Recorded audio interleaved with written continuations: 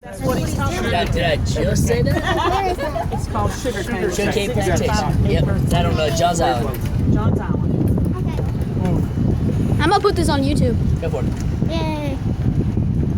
Now, we're going to get our zone assignment here. The historic district of Charleston is 98 square blocks. There's absolutely no way he's walking 98 blocks in an hour. Okay, you saw how long it took him to get up here.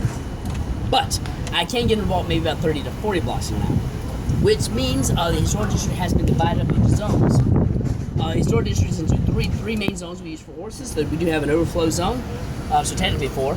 Now, under normal circumstances, what they would do is they would turn on that little bingo machine. It's literally a bingo machine.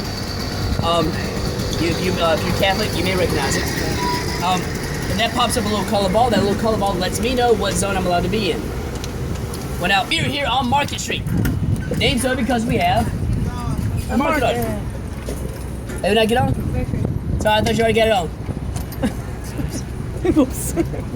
We're here on Market Street because of the market, of course. We're turning up onto Church Street. I'll let you guys guess why we call that Church Street. Because of the church. Good eye, good eye. That is St. Philip's Episcopal. Now, St. Philip's Episcopal is the oldest running congregation in Charleston, not necessarily the oldest church building. Ooh, baskets. Everyone Now, loves that is baskets. actually building number 3 for them. First one destroyed in a hurricane, second one destroyed in a fire. Building number 3 right there. Let's cross our fingers, hope that one sticks. So, Market on Market Street, Church on Church Street. Rivers Avenue used to have the Ashland River run across it. Zigzag Alley is shaped in a zigzag. Used to be a powder magazine out on Magazine Street. I'll let you guys guess what happens out on Flood Street. Floods? Yeah. Guys, we're not good at naming stuff. If you ever find a barbecue street, let me know. We're looking for it for years. We will let you know. Thanks. I wish I liked You barbecue. may notice that that steeple up front there does tilt off to the left by about 5 degrees. Well, that's because St. Philip's was founded by Democrats. When they built their church, not true. Y'all, the reason it tilts off to the left like that, August 31st, 1886, we had a massive earthquake. Came in right about 7.2, 7.3, somewhere in that region.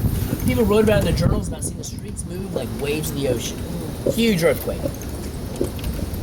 We sit on the second most active fault line in the U.S. Number 1 is going to be the San Andreas. Number 2 is the Woodstock fault line. It comes out of Woodstock, New York, goes straight down the coastline, goes right in front of the Ashland River, kicks out towards the islands after that. Now, because of that fault line, we should be getting another major earthquake just about every 100 years. That last one was 1886. So, let's see here. Carry the one. Overdue by 30. Just about 30 years, yeah. Stick tight. Now we do get a bunch of 1s and 2s, a bunch of really small earthquakes. We don't even really feel them. I think that's kind of helping to bleed off the pressure, making sure we don't have another major one. So, San Andreas was a big one, right? this is number 1, yeah. Dang. The most inopportune time. It hit us about 20 years after the American Civil War. This is a time period we didn't have a lot of money, didn't have a lot of resources, definitely didn't have a lot of manpower in terms of rebuilding. So, we installed these. These are earthquake bolts. Basically, it is a disc sitting on one side of the building, corresponding to a disc on the other side of the building. Between the two is a metal rod going halfway through floorboards on one side and halfway through floorboards on the other. Holding those two rods together is a little metal turnbuckle. Now, what you would do is about once a week or so, you open up a hatch of the floorboard, you reach down inside, you turn that turnbuckle 1/4 turn, that very slowly tightens those bolts, bring your house back upright. Kind of like putting braces on your teeth. Problem with this was, people see that 1/4 turn, they think, well, you know, I'll just do the whole thing. Exactly, 1/4 turn's good.